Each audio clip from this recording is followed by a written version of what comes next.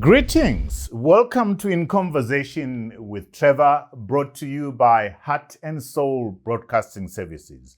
I go beyond the headlines and beyond the sensational. Today I'm in conversation with Tendai Biti, a lawyer and a former Minister of Finance. If you enjoy this conversation, remember to subscribe, to like, and to share. Let's get down to some work.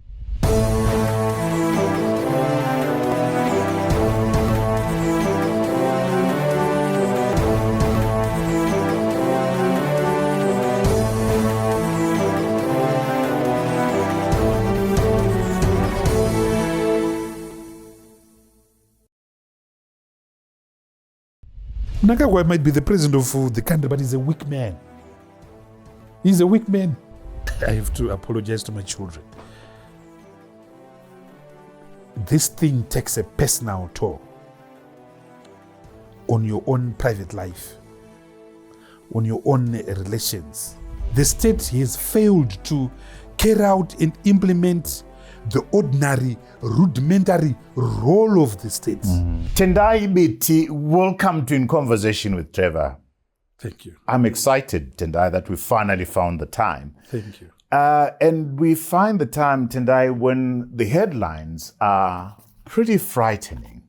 It's over 60% of retailers have no stock.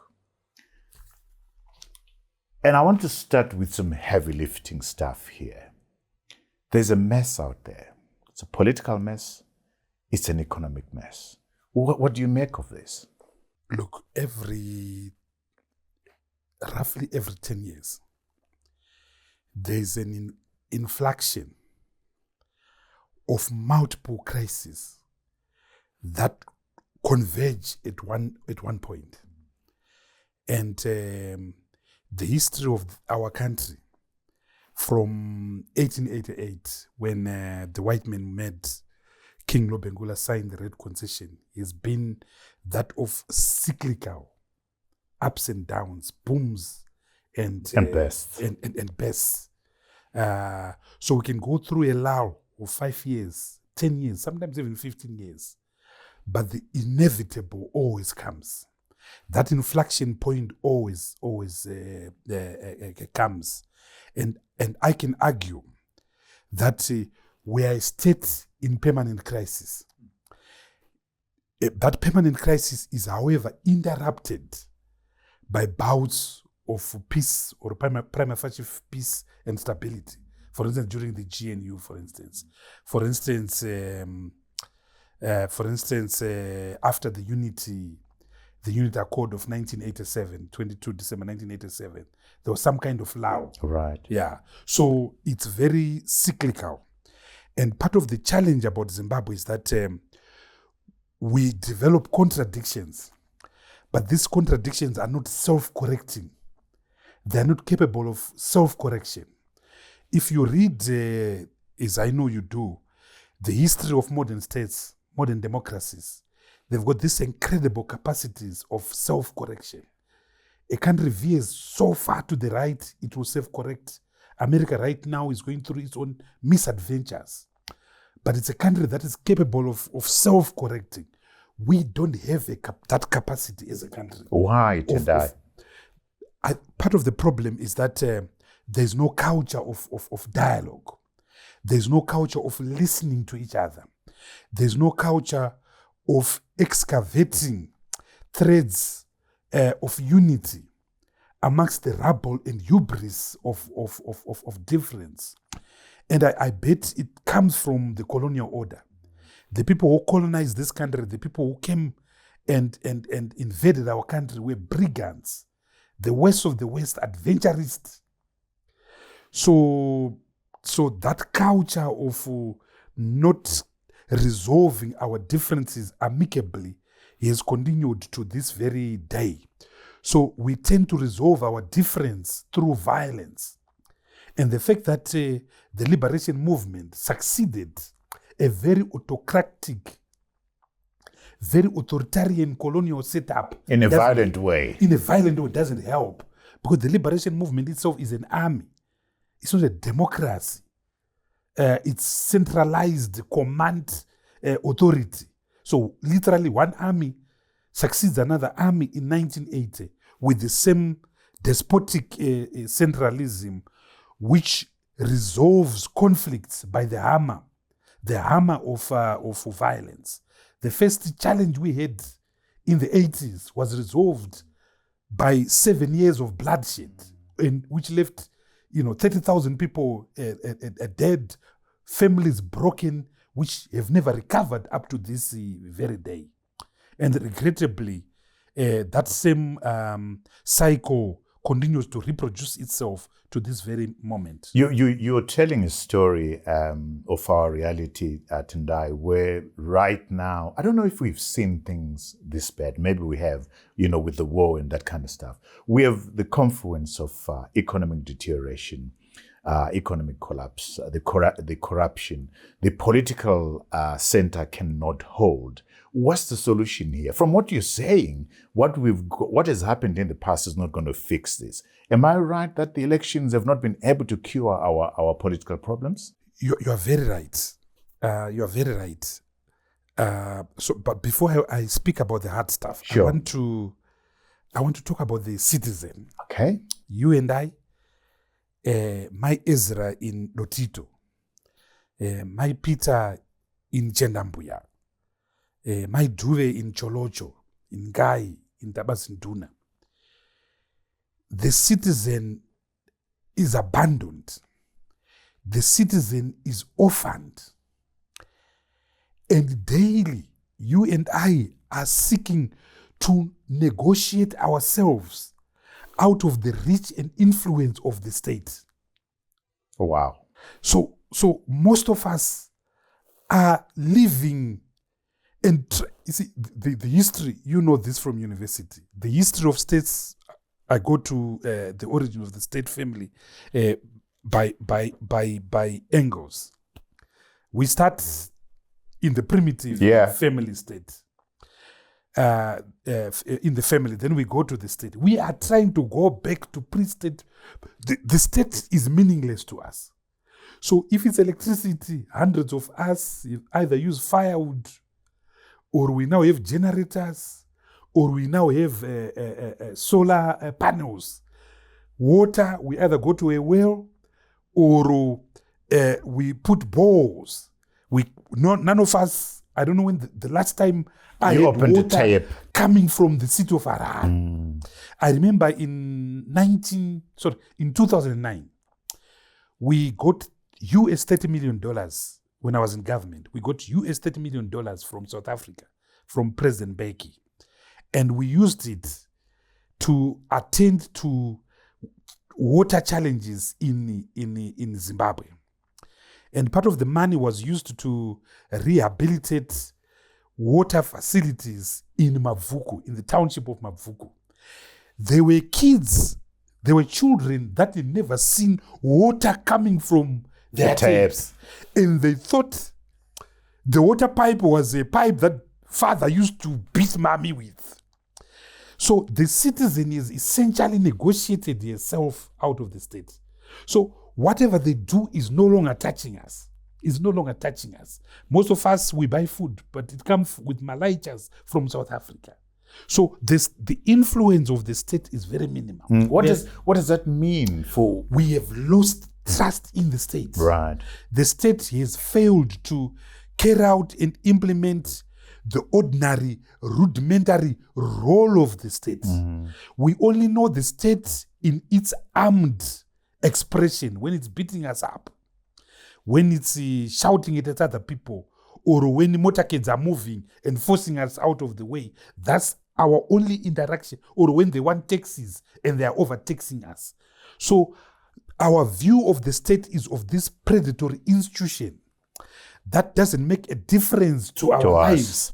And daily we are busy trying to negotiate a way further out as little contact as possible, so that we survive. We are trying to vaccinate ourselves against interaction with the state. I say though, Tendai, that with all that effort, I really get a sense that Zanu PF people go to bed saying, how do we fix them tomorrow?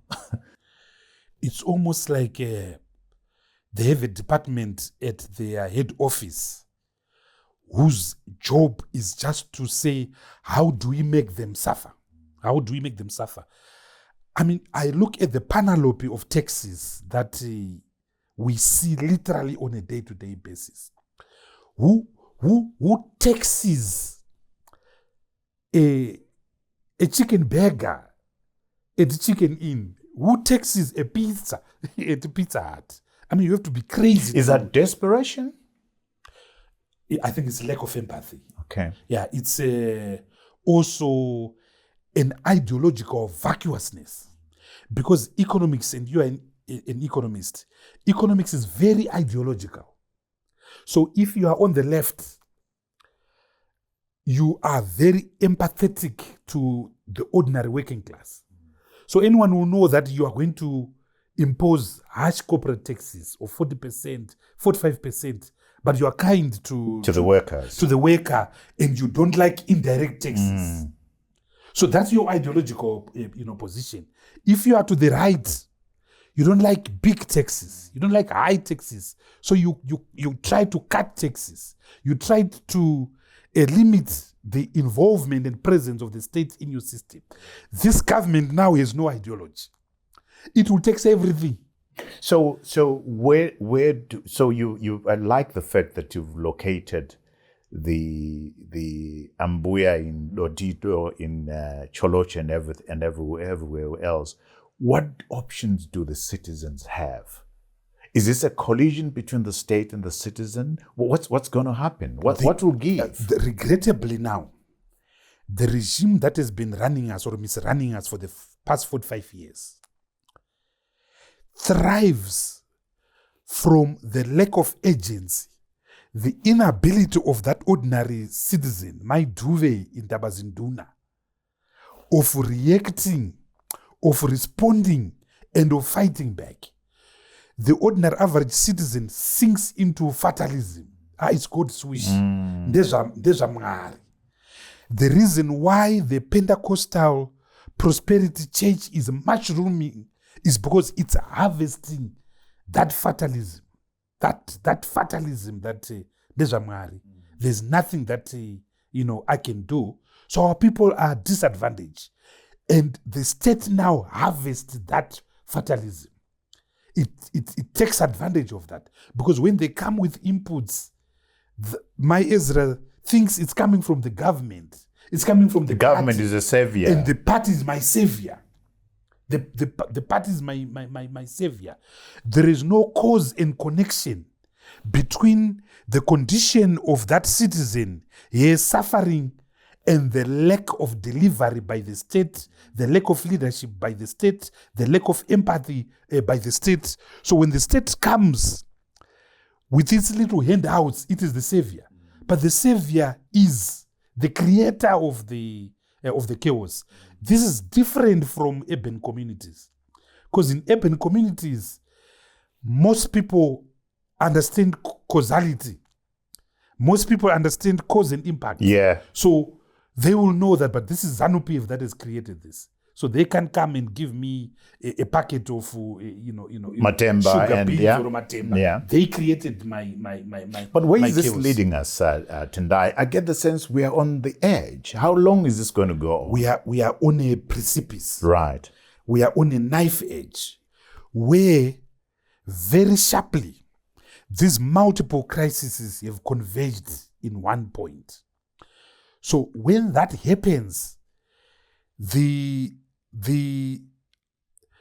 absence of a self-correcting Mechanism. polity in our discourse becomes so sharp. And regrettably, because it's not there, we resort to what is our natural DNA, which is resolving a crisis by fighting, by implosion, by coups, by factionalism. And so I would submit that at the present moment, we need to create a soft landing for Zimbabwe to reverse the trend of an implosion, as we saw in 2017. I'm going to hold you there. We're going to very sad space. There is an implosion that you're talking about that looks possible. I want us to take a break here. When we come back, we've done a quick analysis of what's happening with the state, with the government and Zanu PF. I want us to go to the opposition political parties. What's happening? What ails the opposition? And how can it be fixed so that it participates in a dialogue that provides a solution to our political and economic problems? So at home, don't go away. When we come back, Tendai and I are going to visit the state of affairs within Zimbabwe's opposition political parties. See you on the other side. If there are two things that are keeping this government in power, it's ignorance and its lack of agency, the impotency of our people.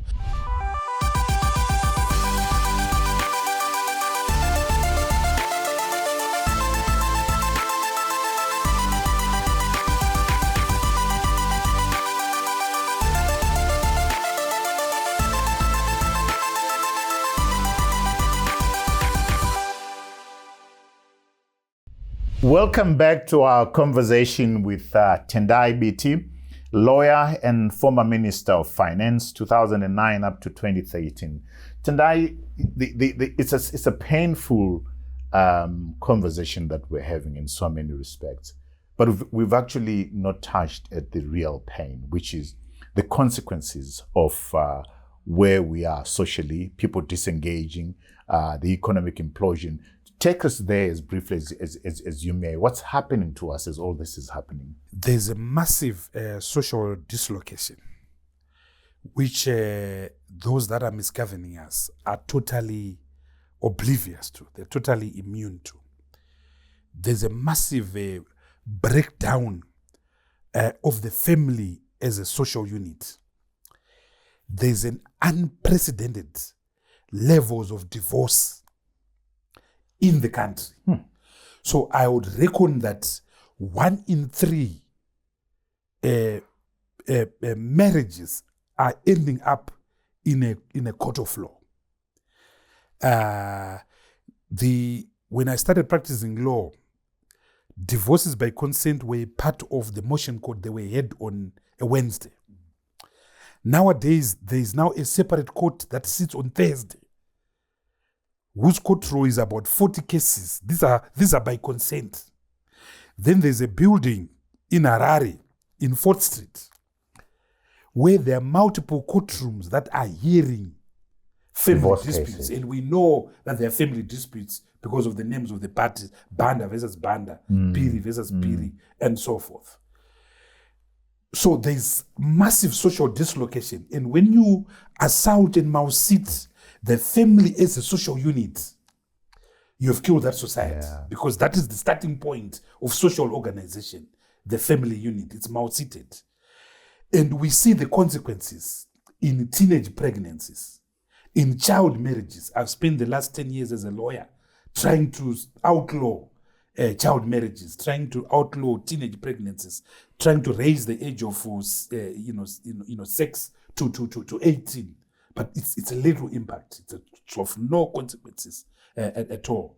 So there's massive levels of pregnancies, massive levels of unlawful abortions. In every hour in Zimbabwe, 6 illegal abortions are taking place as we are talking. Yeah. And these are official statistics. There's massive drug abuse. Motoriro, Guka, Crystal Meth.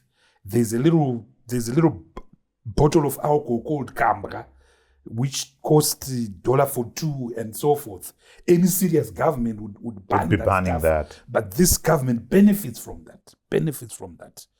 So when you look at the maternal mortality rates, when you look at infant mortality rates, there is slow genocide that is taking place in our country as a result of an irresponsible government that has abandoned its obligations towards its citizen. And the statistics speak for themselves. Not to And mention people are leaving the country. the millions of people that are leaving the country, over 4 million people that have left the country. 73% of our top professionals, top surgeons, top engineers, top scientists, they've left the country. Some of them are in a very unkind, unwelcoming diaspora where they are forced to do menial jobs that they never imagined that after spending 24 years at a university, you will find yourself cleaning an old person in Lancaster. So it's demeaning, but that's the status quo. But it's benefiting the ruling party. In what way? They thrive on the net effect of all these factors that the citizen lacks agency. So if there are two things that are keeping this government in power, it's ignorance. Mm-hmm. And its lack of agency, the impotency of our people, the lack of capacity to fight back. There was a recent election in Mozambique. We saw the people fighting back. They were on the streets. We saw what happened in Kenya. We saw what happened in Kenya with not even old people, not even young 2000. People. Yeah. This is General Z, 2005 and above. They fought back. Ruto is on tenterhooks right now. You'll be very lucky to have a second term because the citizen is but not in our country. But not in our country. Yeah. Do you think, rather, let me rephrase it and say, is this then partly what afflicts the opposition? Is it the reason why the opposition is so weak? I want you to, you've been in that space. What ails our opposition? I'll be frank here. Let's define the opposition. Right. Let's not locate and compartmentalize the opposition in the formal organized opposition. There is opposition in Zimbabwe. All these people that you are seeing selling airtime, these empty shelves are all opposition. So people are angry. People are angry. Businessmen that were in parliament giving evidence to this effect, they're part angry. Of that, yeah? They're angry. You can cut the anger and frustration with the hacksaw. You know, it's that literal. It's thick. But there are challenges with the formal opposition. And you must know that we don't have an opposition. If the opposition spends half a day at the president's farm drinking whiskey and all kinds of heinous consumables, and that's where we are. Morgan Changira is turning in his grave. Gibson Sibanda is turning in his grave. Fletcher Dulini is turning in his grave. Isaac Matongo is turning in his grave. There are various reasons that explain where we are, right now. Part of it is our failure to build strong institutions. Part of it is our failure to talk to each other. Part of it is the corrosive tentacles of Zanu PF inside the opposition itself. Checkbook politics, the bribery of people, the capture of people. On that point, I want to hold you there. The bribery of people, the capture of people. What makes these people bribeable and easy to capture? Is it lack of conviction? Is it lack of ethics and principles? Take me there. Why is it so easy? The opposition can't liberate itself from the society that it is coming from. It can't suddenly be a pure organ that is so tangential to the ethic and psychology of the people that it is coming from. So once again, you see Zanu PF benefiting from the morass it planted, the morass of corruption, the morass of false values. When you and I grew up, you knew that there was only one thing that could liberate you. And that was a certificate at O level, a certificate at A level, a certificate issued by Walter Kamba at the University of Zimbabwe. That was your license to life.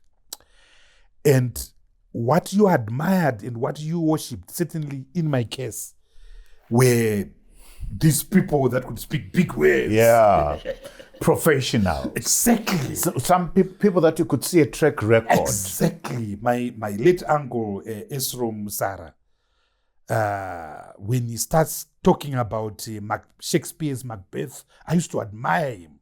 I used to see him read the book by William Shea on the history of the Second World War. I used to admire him. When he started talking about Bismarck and the unification of Germany, I used to admire him. That was my hero. But now we have got brigands, imposters, runners, as role models. Thieves as role models. And members of parliament. You have distinguished members of our society, top musicians, top pastors, craving to be given a small little vehicle from some runner somewhere. So the challenge with our society right now, and I always say this, it's going to be so easy to fix the economy. In 1 year, Trevor, we can have growth rates of 12% in real terms in this country if we tweak the fundamentals that we have to tweak. The biggest challenge is the human dignity, the value system that has been lacerated by these people for 45 years, and that has totally been put at a symmetry, literally and metaphorically, by the Second Republic. So we now have false gods who think that you can live in a mansion without seeing the bottom of a classroom. You have got a millionaire who can't spell his name. And you've got a whole generation of youth that will say, I want to be like that. To that one and own a football match and own clusters in Greendale. Can this be corrected? Are you hopeful? It will take a massive period of renewal. It will take a massive period of a reset. Professor Paul Collier writes about this. To create the ethical citizen is going to take us decades. But that's what we need. You are moving us to a very beautiful place, which is it can be reset. It might take decades. You're moving us to a place that you and I love, which is the National Transitional Authority, which is something that is not so popular out there, which is essentially, Tendai, pushback as much as you may, that this thing is broken. The opposition is broken. We are broken. The ruling party is broken. We can't fix this using old methods that are broken. We have, to use your term, a Lancaster House moment for us to pause and say, our constitution has been destroyed. Our values have been destroyed. Our economy is in the dog bin, as it were. Our infrastructure is broken. To fix this, we all have to agree that this thing is not working for all of us. Shall we start afresh? Do you want to push back on that? Yeah, so the tragedy of our situation is this. I've used the word creating a soft landing. Yeah. Yeah. We have to create a soft landing. We have to create a soft landing. Because the antithesis of a soft landing is an implosion, is blood. So the way history works is that every citizen in every nation has got choices that it must make. The soft route of dialogue, of accommodation, of reconciliation, of introspection. South Africa took that route at Kempton Park. Yeah. in 1990, 1992. They took that route. It's a slow process. It creates its own contradictions. Those on the far left feel that you are selling out. Those on the right feel that the system is working, don't touch it. Yeah. But the alternative to that is an implosion, is bloodshed. Now, what Zimbabwe faces now is that most Zimbabweans don't appreciate the value of the soft landing. So it will take an implosion for people to actually wake up now. So sometimes, I want to give I want to hold you there. Yeah. Why don't we appreciate the value of a soft landing? Is it because those in Zanu PF are eating, it's our turn to eat? Those in opposition think that they will grab power and have an opportunity to eat? Is it because me and you as citizens are hopeless and helpless? Why? It's two factors. There is no equalization of self-hating moments. Okay. So those that are running us are not hating. They are surviving. They're driving fancy cars across the road. Without number plates. Which they park at St. Levis village. They go to South Africa. Every flight to South Africa is full. It doesn't matter whether you catch that little 6 a.m. flight. Every flight to South Africa is full of them and their girlfriends. They go to Dubai. Every Emirates flight is full. So they are living in their own artificial, disconnected reality bubble of beaches, of selfies, of nice mansions and so forth. They are not hating. The crisis is secondary to them. But they are few. But they are there. Then the rest of us now, particularly you and me, we are too inventive. I said at the beginning, we're seeking ways of avoiding the state. And so we are so creative that we mitigate the pain. The pain. We mitigate the pain. A solar panel mitigates the pain. A ball mitigates. A generator mitigates the pain. We send our children overseas. So I'm only me here suffering. And people in the rural areas don't have those options. But and then the workers are in the diaspora. They are waiters in Cape Town at the waterfront. They are waiters at the beautiful restaurants in Sandton. So we have created so many escape routes to delay this crisis.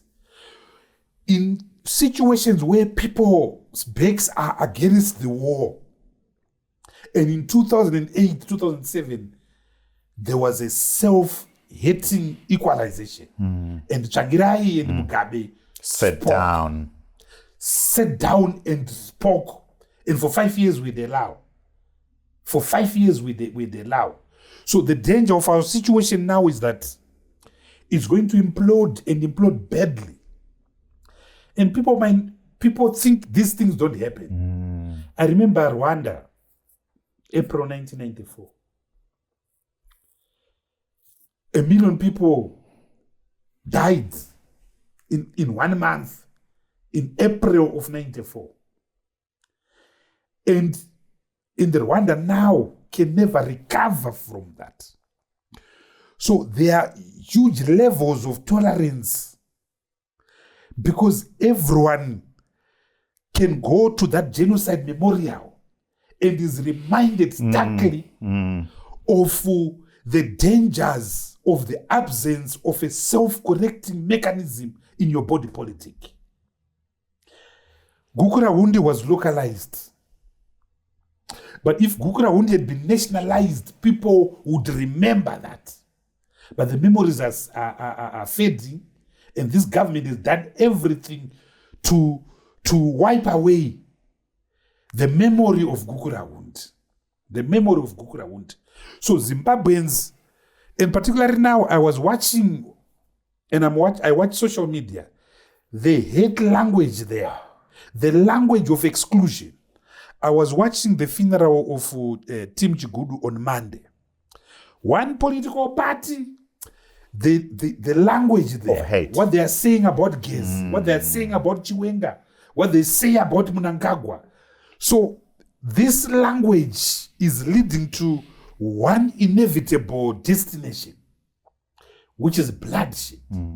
So we have the option of a soft landing on the other side, with all the opposition to it. Dialogue. We have the danger of an implosion. Dialogue. How do we get there? I'm going to hold you there because I want us to come back Yes. and do this because this is important. I think the insults at the hero Zeka from one political party, to me, says there's something terribly wrong with us and we need to correct that. So when we come back at home, don't go away. We're going to go to that it's almost a 4-letter word. We need to talk as citizens. We need dialogue as citizens. So don't go away.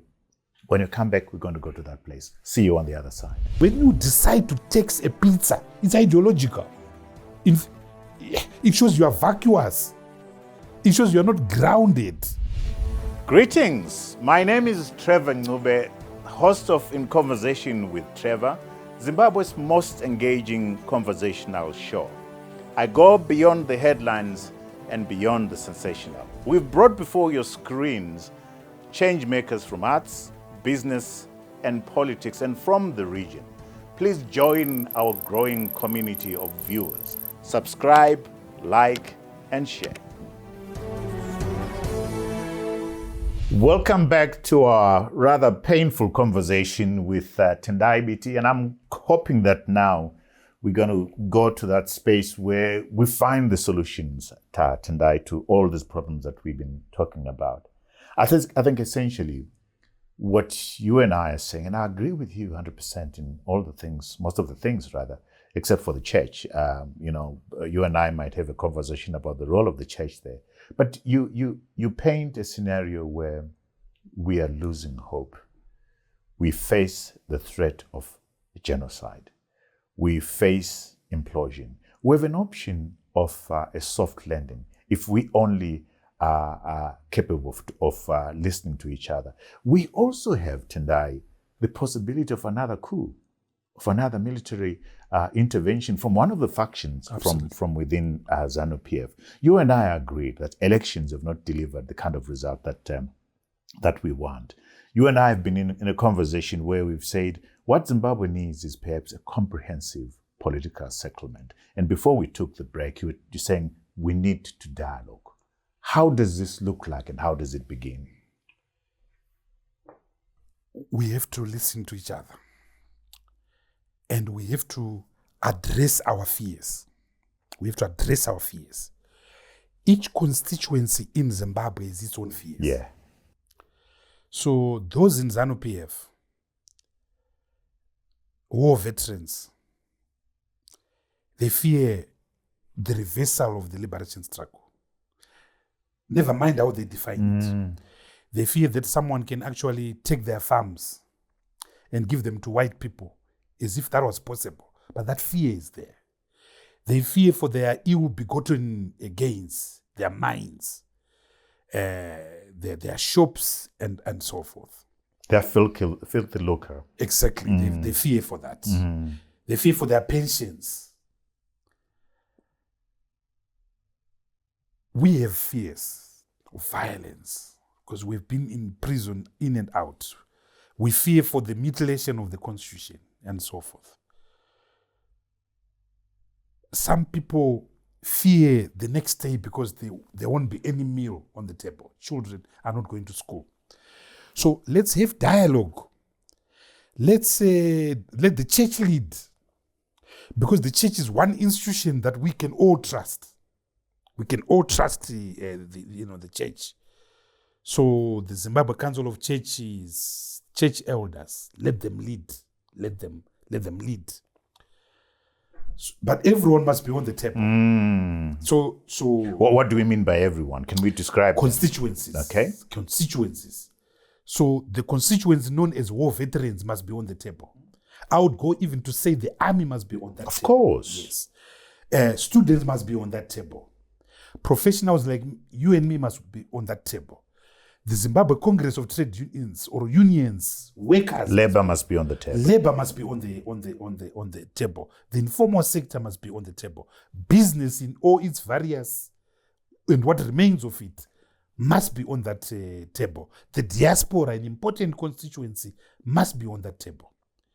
It is possible to have another version of the National Working People's Convention that we had in February of 1999. There are things that ought to bring us together immediately. What are those things? The immediate one I can think is defense of the Constitution.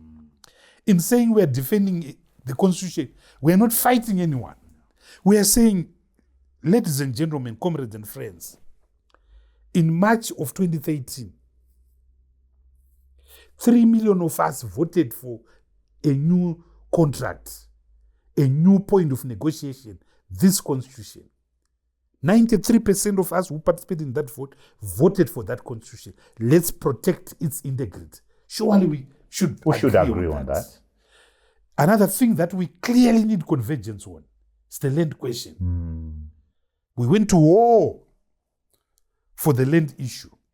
Do we agree that now land should be privatized and this one given a title deed or no? If we agree, so be it. Right. But some of us feel that we are reversing the land question. So that has suddenly become a point of difference. We need agreement on our past. Because there is no nation which can afford to bury the ugly asymmetries of its past. So let's have an honest conversation on what happened in 2008. Sounds like Truth and Reconciliation Commission. I don't know what something you of call that sort. You can call it anything you want, because buried in our past is the present basis of our insecurities. Absolutely. I have friends like the lawyer K. Ncube. He went through Gukura Hundi. So K. Ncube can never feel secure in Zimbabwe because of what happened in the 80s. He has unanswered questions. He's got. I remember when I went to school in the late 80s that some of my classmates would not come back because they were stopped at the roadblock and they couldn't pronounce a Shona word. And is it not true, Tendai, that we must revisit the prosecution of the struggle? The war between the secular Ian Smith regime and ourselves, there's a lot that went wrong there. Absolutely. And some of it has come to visit us. Absolutely. Because it was vicious. Can you imagine one minute you are owning this land, you're owning your cattle, the next thing you are in Gwai Reserve. By 1931, by the time of the Land Apportionment Act, 56% of Zimbabweans was now occupied by the settler whites, and black Zimbabweans were reduced to occupation of 21 million acres of land across the length and breadth of Zimbabwe. And we pretend all this never happened? Or we pretend we all get along? Meanwhile, we carrying wounds? When we look in the windscreen, we are not saying that the windscreen must arrest us and detain us. We are saying the windscreener must offer us insights so that we can craft and excavate a vision that avoids the windscreen. So past conversations can't be avoided. Number 3, we have to have conversations about the economy. Billions and billions of dollars have been lost in pension money at various points of our history. 2008, SI 33 of 2019, 2017, 2016 introduction of bond notes. The money that was lost on the 28th of September 2024 when the so-called gold-backed currency was devalued, is millions of dollars. Is millions of dollars.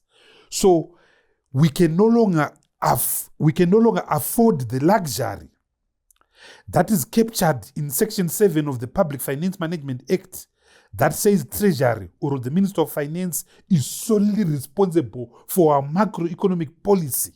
Our macroeconomic policy must now be publicized.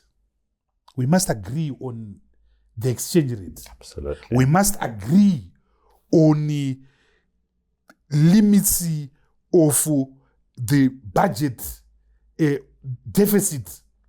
We must have a law that says the government can't have It's our money. more than 3%. It's our money after all. We must have a limit on debt contraction, 70% of the revenue. You can't borrow because we have paid and we've been dislocated by that. We must have an agreement, which I thought we had in 2013 when we had devolution. Central government can't continue determining who gets passports and where. How many toilet paper are in the provincial office in Victoria Falls? That can't happen. That shouldn't happen. We are big enough to have federalism or devolution in this country. Do you see... And most importantly, Sure. Trevor, this is the biggest elephant in the room that we have not discussed. What does it mean to be a Zimbabwe? Oh, right. What is nationhood? Because we don't have an answer to that. Because I live in Harare. My definition of my own Zimbabweanhood is different from a little boy who is in Plumtree right now, who feels like a fourth-class citizen, who is reified, who is alienated, who is disconnected, who is dislocated. And that's why you hear people say, let's form another state, let's have them talk as a state, because they have never felt They don't belong. they don't belong. They don't belong. They don't belong. And there's a lot of us, unfortunately, Tendai, who do not belong, who feel they don't belong. The people in the diaspora feel they don't belong because of what has happened to them. People in the rural areas and so forth. Those that belong are those that control the levers of the state, are enjoying the benefits of being... 90% of us don't belong. Yeah, That cannot be healthy. yeah, because, I run a law firm. I levy bills to clients. But at the end of the month, despite the fact that I have money in my bank, I struggle to look after my overheads. But when I go to a bank, I see a man with a briefcase. The other day, I shan't mention his name. I saw someone with a monarchy carrying US dollars in the same country. So, what differs is our levels of disconnection. But we are all totally disconnected. I've been in situations where, Trevor, I hide my little green passport. Not because I'm embarrassed to be a Zimbabwean. I am not. But I'm embarrassed to start conversations about Zimbabwe by a person who says, "Oh, Zimbabwe, how is it? I don't like those conversations." But They take you to... Do you see a role for foreigners in this conversation, in this dialogue? Or this is something that we should do on our own? I think that we should do on our own, but I think that their experiences, particularly Pan-African experiences, we can't hide away, and there are Pan-African resources that we can harvest. So we have got elders, fantastic elders on the African continent, the likes of Jijaya Kikwete, President Chisano. There are so many of them in Humble Botswana. man, yeah. Festus Yeah, Mukai is yeah. still alive and so forth. We should be able to harvest from those people. I once met Kenneth Kaunda at an airport. The late. The late Kenneth Kaunda. I was in government. So he says, I recognize you. I think you are doing good things in Zimbabwe. We met at Lusaka airport, the old airport. So I say, President, how are you? And so forth. He said to me, Tendai, if I had known that there was life after public office, I would have left long 10 ago. years ago. My handicap is gone down. That conversation really struck me. That conversation, here's a man who is now discovering that there is life after office. that he would have left the office. So the point of what I'm saying is that, yes, it's our own conversation, but there are Pan-African voices and Pan-African experiences. President Obasanjo, it's a pity that his age is catching up with him, will be a fantastic resource. You talk about being in office and meeting the late President Kenneth Kaunda. I must ask you this. Seeing the mess that the country is right now, you were Minister of Finance.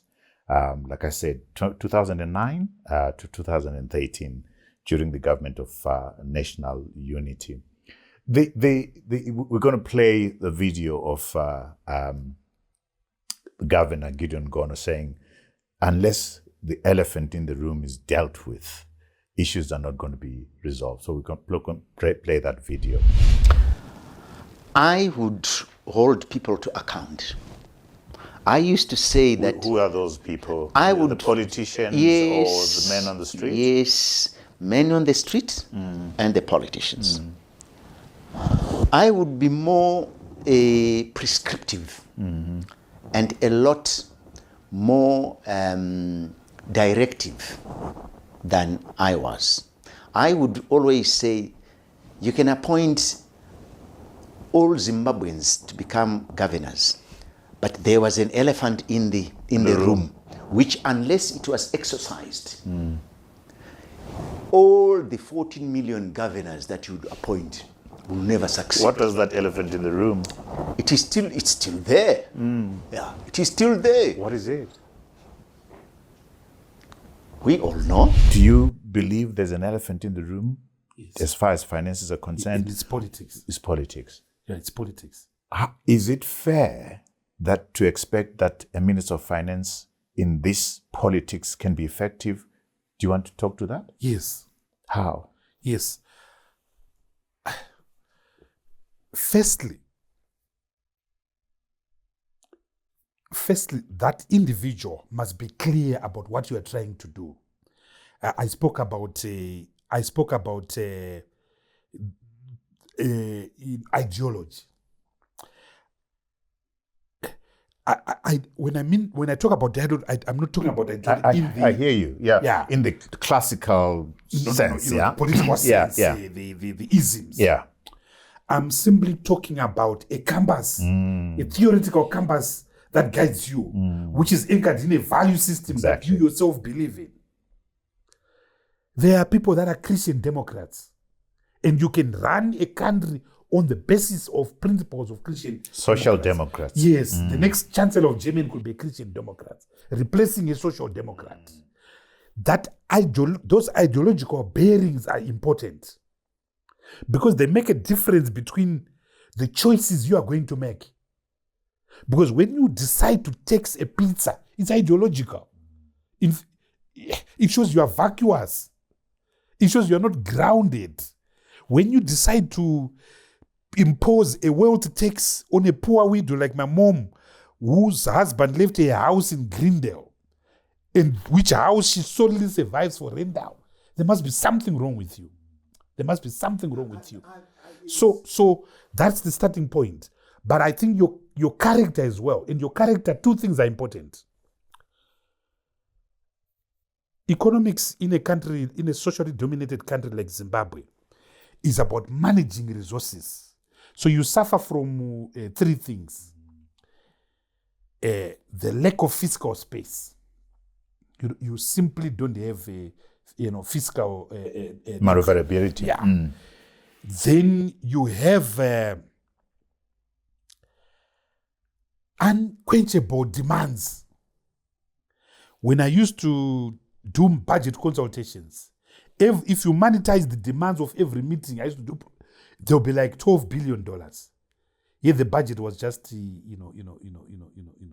So lack of fiscal legroom, lack of fiscal space, and ambitious demands. So you are juggling, resources. You are juggling, resources. Where do I put this? How much do I put to education? How much do I put to defense and so forth?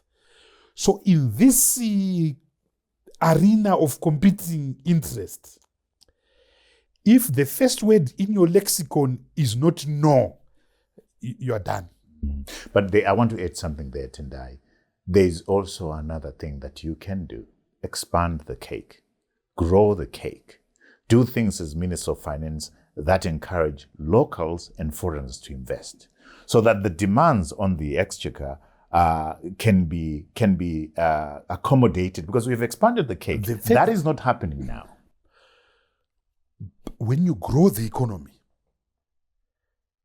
this is now technical. This is now very cerebral. Because when you grow the economy, you must have the instruments of growing that economy. So your macroeconomic policies must be sound. The starting point is exchange rate management. The starting point is the discipline of the government. Because if the government is going to crowd out space, you have a problem. If the government is going to live beyond its own means, you've got a problem. And these are things that luckily I understood from day one. Would you be, let me just put you on the spot. Would you be, if I parachuted you right now into where Mtuli is, with the power that Mnangagwa has, with the current governor that we have, would you have that ability to move? Absolutely. Absolutely. The thing is, no matter how predatory a leader is, at the end of the day, he has a legacy to think about.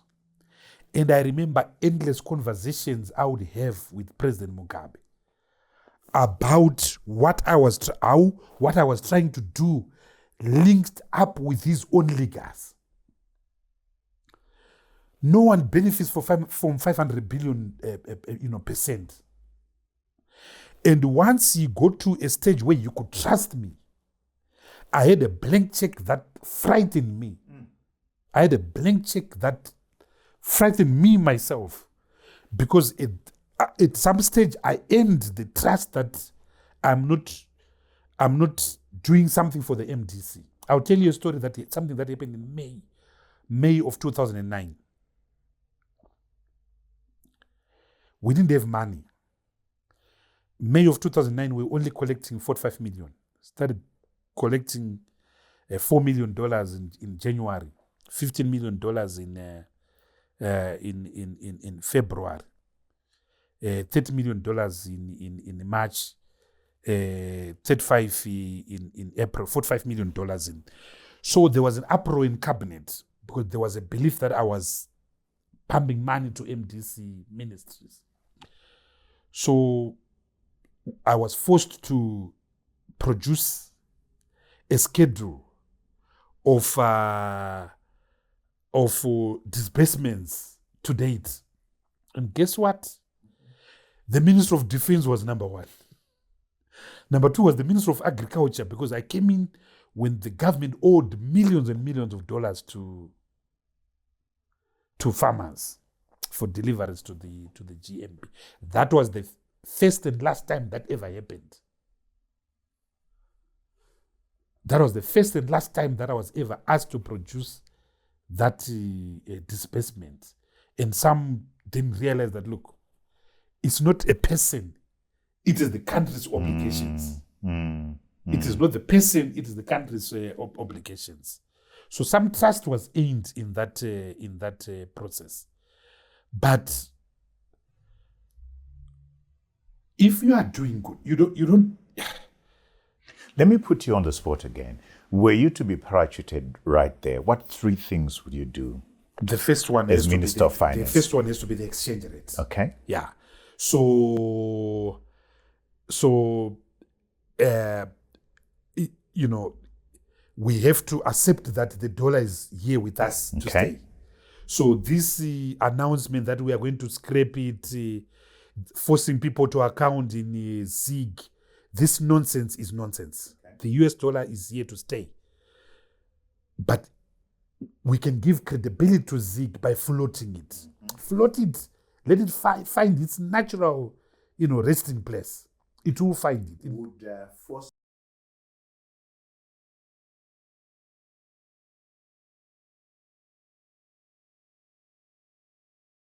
Don't find yourself in a. See, economics is a social science. It's a science of human behavior. You are an economist and you know that economics' greatest tool is the law of supply and demand. So a human being will behave rationally. A human being will behave rationally. So you can't force people to use the local currency. Let them do so because you've created conditions. If you go to a bank in Kenya or Uganda, they will ask you, do you want the Ugandan shilling? Do you want the Kenyan shilling? Do you want the Tanzanian shilling? Do you want the dollar? Do you want the pound? Do you want the euro? And the average Kenyan, the average Ugandan will tell you, I want the Kenyan shilling. I want the Kenyan shilling. I want the Ugandan shilling. It's the most used currency. Absolutely. The shilling in East Africa. So currency will be the first thing you do. The second one? Is controlling M3. Money supply. Money supply. Yeah. The government can't create money. The central bank can't create money. I would actually propose an amendment to the Public Finance Management Act, an amendment to the Public Debt Management Act to limit government overdraft, to limit the government deficit, and most importantly, to limit external borrowing. It can be more than 70%. So that's number two. Third one? The third one, I think the economy is in desperate need of a stimulus. Companies have shut down. Lever Brothers have moved out of Zimbabwe. Chereds is downsizing. Banks are cement companies.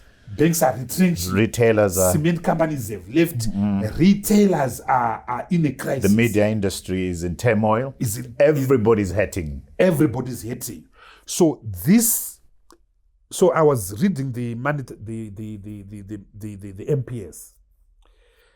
The new governor is celebrating closing the taps, but he doesn't see the carnage that his activities are creating in this economy. There is no aggregate demand.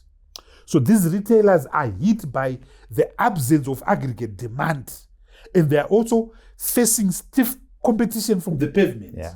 You can't find the pavement because the pavement is selling exactly the commodity you have in the supermarket at a cheaper price. And the pavement doesn't have overheads. And we're not manufacturing, Tendai. We're not manufacturing. So I would, number 3, find money to give a stimulus. They spend over $400 million on Cyclical alone. That $400 million could have gone to a DIMA fund, to a ZREV fund. We need a stimulus. Yeah. We need quantitative easing. Transparently managed. Don't manage it as government. Yeah. So when I was in, we tried to make the banks run it. KEBS, RENI, DIMAF, ZREF was run by another bank and so forth. Create and then agriculture, we let CBZ do that. But the economy needs an urgent stimulus. Number 4, there's too many leakages. Corruption.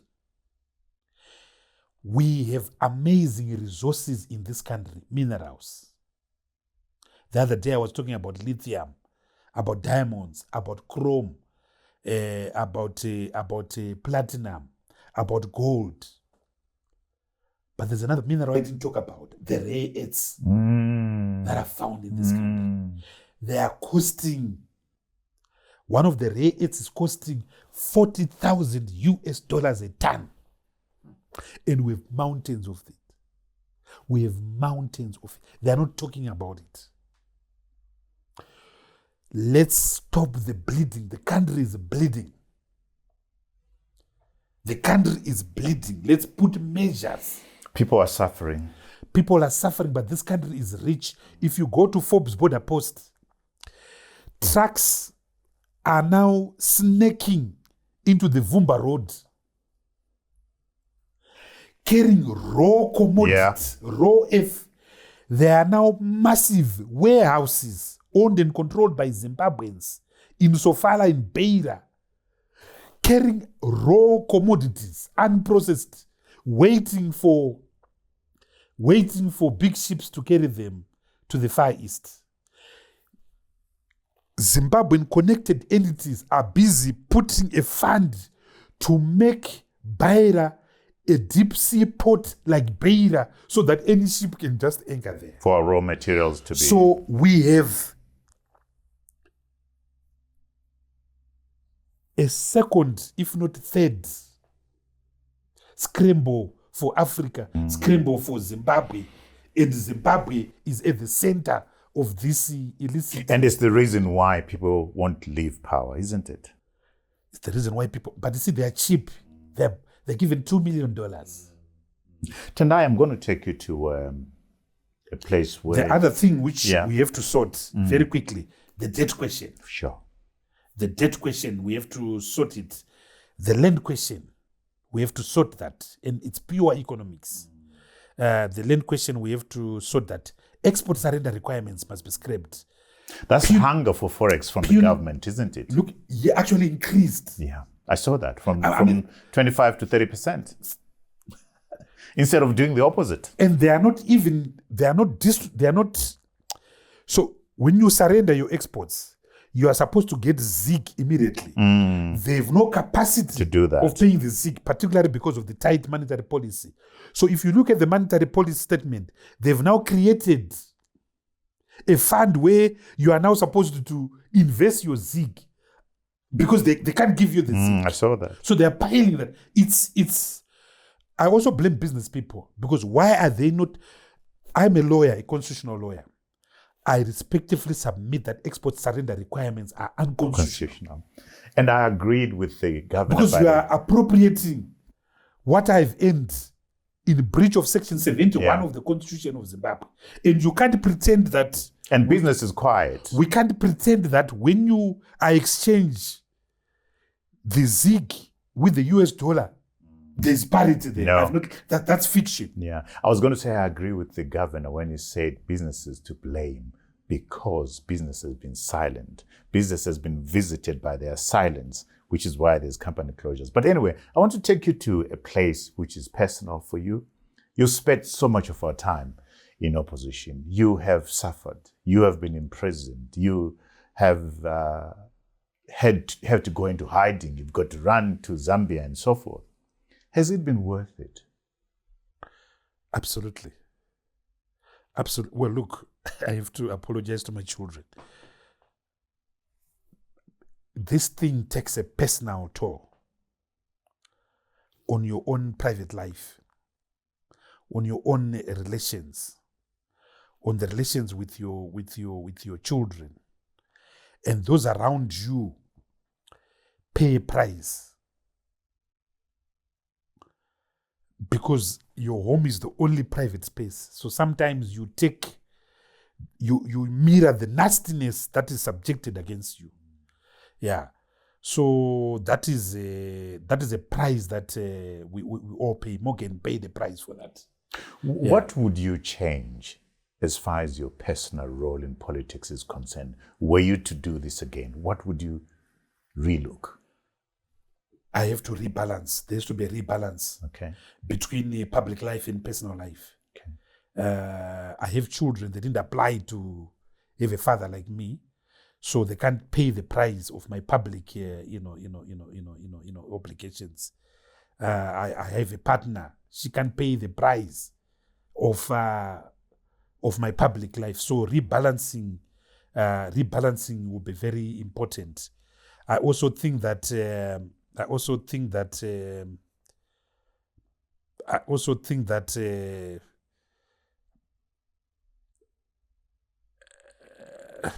we are too kind to each other. So when mistakes are made, we keep quiet on the basis that, look, I don't want to upset the apple cart. Let's give the people of Zimbabwe a But chance. you're outspoken yourself. Very outspoken. Yeah, but I'm talking about internal hygiene. Okay. Yeah, I'm talking about internal hygiene. I see. Yeah, I'm talking about it, not external. Yeah. External, I'm excellent. Yeah, but But there are things that we shouldn't forgive ourselves as comrades and brothers. We shouldn't forgive ourselves, and we should hold ourselves to account I get by you. the same yardstick I get you. that we've been holding Zanu PF to. I get you.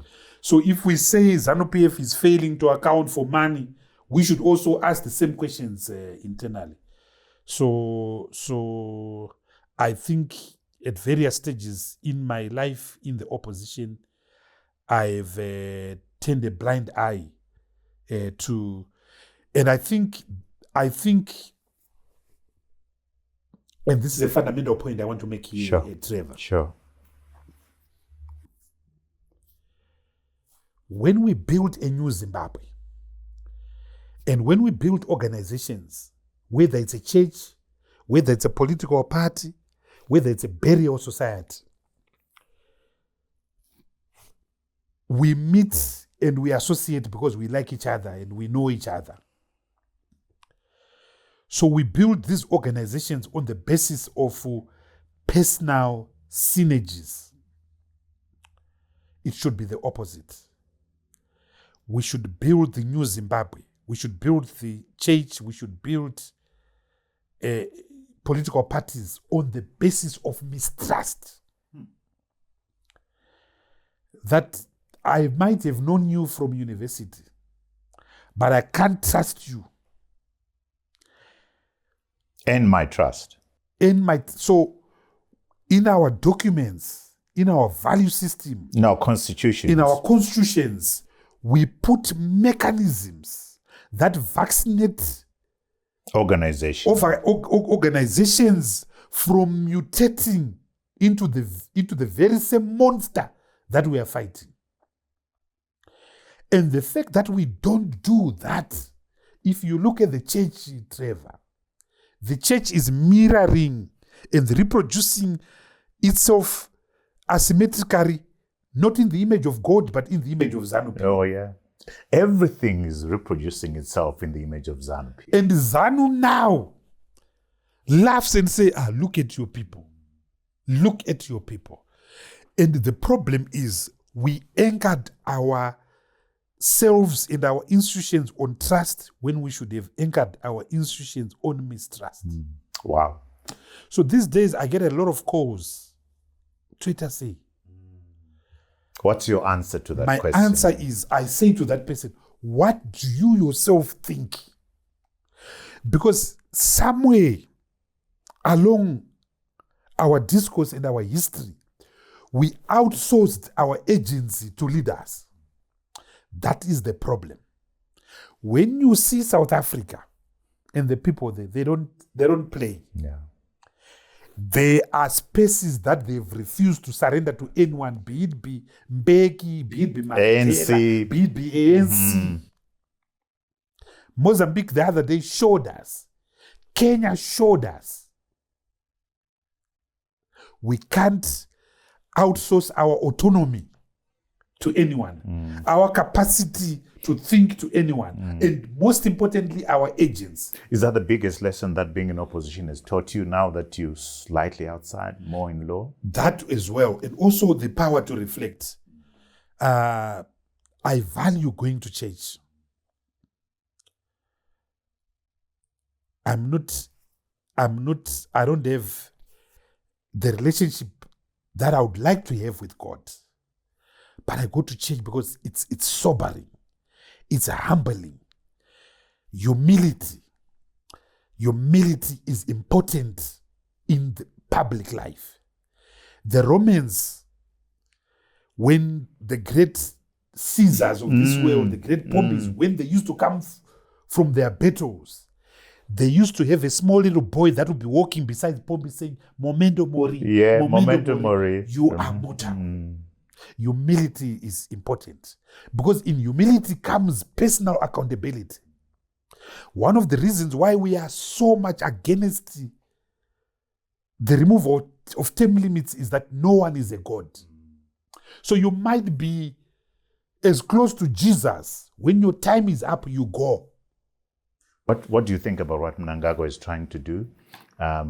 Change term limits and give himself a third term? He says he's not interested, but clearly if he wasn't interested, he would have shut this thing down. He's the most powerful man in this country. He would have shut it down. He is behind it. I think it's a tragedy because it's pushing the country to a war. What we are seeing being played out publicly, not even Adam Mugabe, did we see that? At least in Adam Mugabe, one faction was quiet. But here they are the Chiwenga Knights. And they are the Lacoste people. It's embarrassing. It's embarrassing. Do you think he's going to do it? Do you think he'll manage to do it? He will not succeed. Okay. But he's going to push. He's going to push. He's going to push. But he won't succeed. But that he will not abandon it is fact. Because the thing with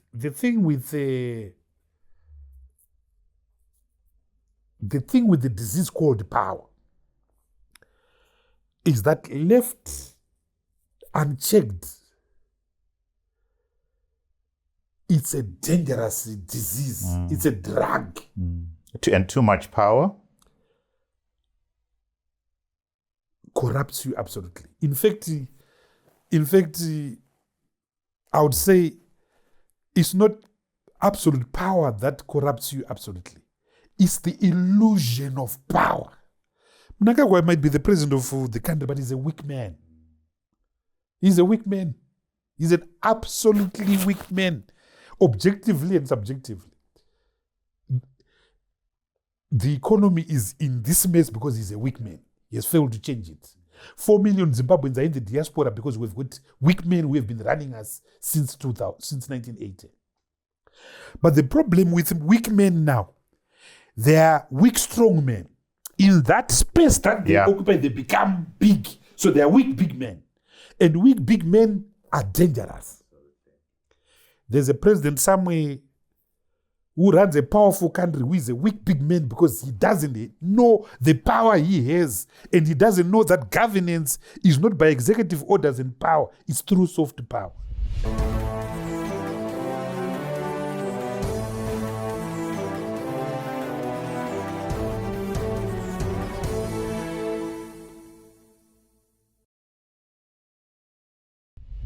I brought books here that you and I have read. Why Nations Fail, which I think is a must read for every Zimbabwean, every politician.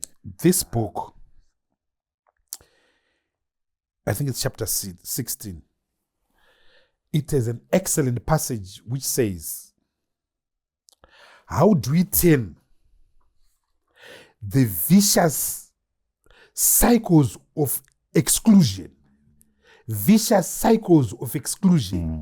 into virtuous circles of inclusivity? That's what Zimbabwe needs. How institutions evolve over time, often slowly. How do we turn vicious cycles of exclusion into virtuous circles of inclusion? That passage was written for Zimbabwe. And there's lots of passages here too for Zimbabwe. This is How Democracies Die. Levitsky is excellent in dealing with authoritarianism. He has written the greatest thesis of fighting autocracy. How do you fight autocracy? Number one, you build a strong alternative. He doesn't say you build strong personalities. No.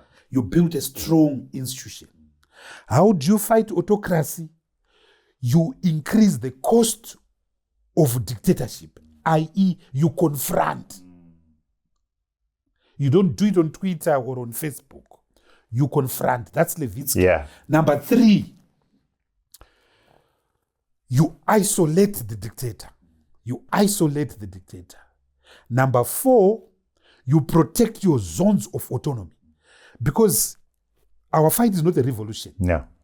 It's incremental. So you gain something, you protect it. It's a beautiful book. It's an absolutely And then the beautiful second book by Daron Acemoglu and James Robinson, The Narrow Corridor, another beautiful state. And this, I think, is so relevant to where we are right now. Our civil society has been co-opted into the political factions that we have. Our churches have been co-opted. The narrow spaces have been done away with. And we are trapped in a permanent corridor of hopelessness. Yeah. We have failed to create opportunities. Take the GNU. When we had it, we didn't know what we had. Zimbabweans didn't know that it was not... South Africans need to hear that, by the way, how beautiful a GNU is. And it's not so much about sitting in cabinets. No. It's about the bigger picture of listening to each other. It's about listening to each other and learning to negotiate crises together. Negotiation makes you creative, doesn't it? Absolutely. And when you negotiate, you are weak. Yeah. Trevor. If I'm strong and bigger, I don't need that. I just bulldoze. But negotiation, and when you negotiate, you give and take. And when you give and take, you build. Absolutely. Because everybody walks away with something. Everyone walks away with something. Yeah. That is the problem with Zimbabwe. For 45 years, we've been run by a kakistocracy that, number one, feels that it is entitled to governance. And they've been walking away with a lot. The Number pensions two, you're talking about. that feels that no one can have it. In the Solomonic parable of the 2 women fighting over the baby, they are the woman who says, let's cut this baby in half. Third is the culture of impunity. We'll get away with murder. And as a result, we have paid a price. We are stagnant. Our GDP in 1980 was $7 billion US dollars. Zambia was 3 billion. Kenya was 7 billion. Kenya is now a $200 billion economy. We have remained At 4 trapped billion. in a leadership trap, an ideological trap, a developmental trap because of power and the love of power. We have never had a president who is the president of the Republic of Zimbabwe. We have had a president who is the president of Zanu PF. At least Mugabe was the president of Zanu PF. We are now have the president of a faction of Zanu PF, of a region of Zimbabwe. That is a shame, Trevor. Tendai. Painful, isn't it? Absolutely. But you and I are responsible. You and I take our share for that. I think it's important I at least I've been fighting. I've got scars. Tell me what, we have touched on those 3 books. Any other books? Our viewers, by the way, love books, in particular from somebody like you. What other 3 books would you add to our book-loving audience out there, in addition to these that you and I have both read? 1 or 2? Yes. There are so many. There's so many. I think that my friends and I wrote 2 books. One of them is called Democracy. Yes. I recommend that to any person. The second book we wrote is In the Name of the People. It's a book on populism. That's you and the South African guys? Greg Mills, yeah. Greg Mills, President Obasanjo, and so forth. So In the Name of the People has never been more relevant than now, because we see the rise of nationalism. We see the return to autarkism, this inward lookingness. Tribalism We see across the world, yeah? The imposition of tariffs. I thought tariffs were dead in the 19th Free trade, no more? century. Free trade is gone. So In the Name of the People is a very good book. The third book that I want to allow me to go to do the hard books, because I want to come to literature. I love literature. Yeah. So we've just published. So these dictators have got blueprints, copybooks. So we've just written a book, a blueprint on fighting dictatorship. Wow. What is it called?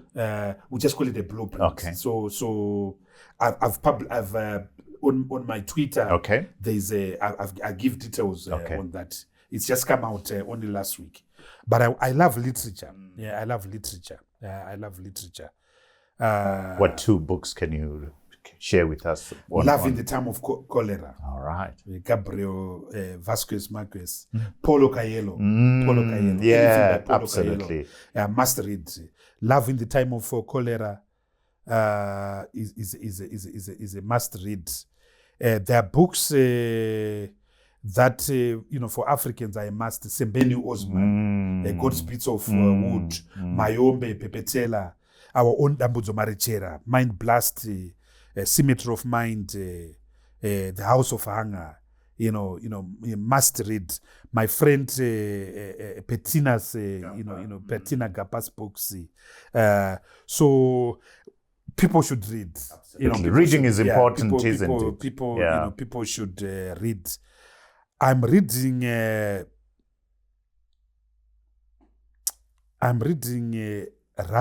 Erasmus's biography. You know him? Yes, I do. Amazing. I haven't read it yet. It's an amazing book. But you see, I'm a Zimbabwean and I went to a Group B school. And sports, some of the greatest lessons in life are found in sport. Yeah. Because with sports, it doesn't matter how big you are. It humbles you. It humbles you. I used to play golf. I stopped in 2013. It doesn't matter who you are. You are going to hit a terrible shot. And the thoughts after that is like... And that shot, you won't forget it. I remember going into the water at hole number 6 at Borodo Brook. That shot still haunts me. And sport is so humbling. And equalizing. It's equalizing. 2 days ago, I was watching the Super Bowl. The Eagles and the Chiefs. The Chiefs have got money. They were on the verge of winning a third one. But they were embarrassed by the Philadelphia Eagles. We don't have as much money as them. That's sport for you. There is no substitute for reading. There's no substitute for reading. Tendai. There's no substitute for reading. Thank you so much. This has been, well, I can't say beautiful, but what a powerful conversation. And of course, you've got the scars for your role in trying to make Zimbabwe right. I dare say there's still space in the dialogue that we're talking about, in the defining the Zimbabwe that we want and who we are. And I'm hoping that people like you will create that space, that circle for more people to be involved. We're talking about dialogue in the NTA. Yes. Let's find each other immediately on the issue of the Constitution.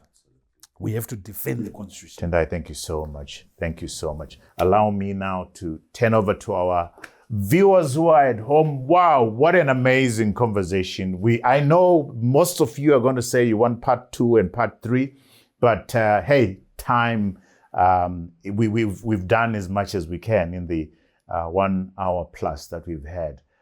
Thank you for your support. Thank you for watching. We are now at 10.1 million views, almost 80,000 subscribers and growing. Quality conversations. Remember, we are a weekly show. We are out every Monday, 7 a.m. Central African time. To ensure that you don't miss out any of these quality conversations, remember to subscribe and get an alert every time we have one of these quality conversations.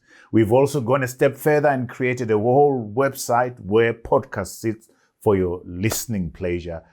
Listen, watch whilst you're cleaning the car, washing the place, doing your gardening and all that kind of stuff. Thank you so much for your support. We see the comments. Keep them coming. Until next time, cheers to you all.